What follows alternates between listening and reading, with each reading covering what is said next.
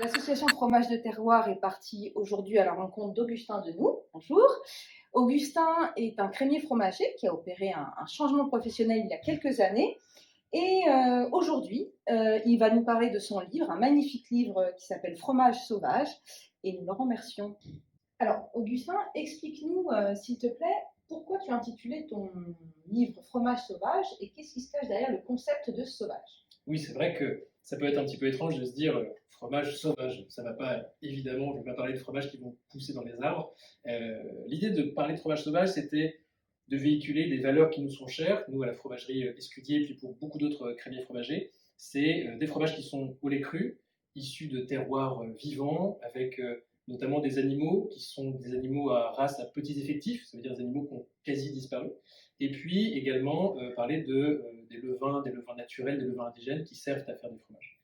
Fromage sauvage parce que aussi, c'est aussi cette idée du fromage qui est presque un petit peu en péril. C'est non pas une image d'Épinal avec des fermiers qui vont fabriquer du fromage et sont perdus dans la pampa. C'est simplement des gens qui, au quotidien, sont fabricants de fromage, avant tout passionnés par leur métier et qui ont une envie profonde, c'est de transmettre du vivant, un produit vivant. Et c'est ça qui est essentiel dans notre approche, et c'est ce qu'on a voulu appeler fromage sauvage.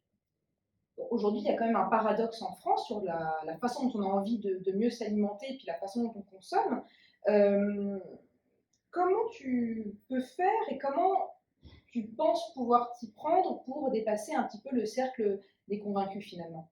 Là, c'est vrai qu'en soi, en France, on est donc ce pays du fromage, pour autant on connaît très peu les méthodes de fabrication, c'est pareil pour le vin, c'est pareil pour énormément de domaines.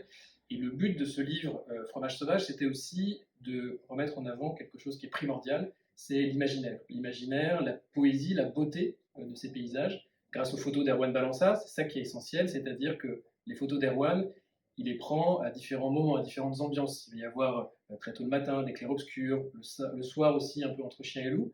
Et donc, redonner cette beauté du paysage, tout simplement, ce côté essentiel à la nature et au vivant, eh bien, c'est aussi ça. C'est-à-dire que nous, on part du principe que oui, le fromage, c'est des odeurs, c'est des sensations, c'est un goût, évidemment, mais il y a aussi tout cet aspect visuel autour du fromage et des autres produits. C'est pour ça que nous, dans le label, dans l'approche qu'on a, il n'y a pas que du fromage, il y a aussi voilà, euh, mettre en avant les vins qui sont en biodynamie et plein d'autres choses.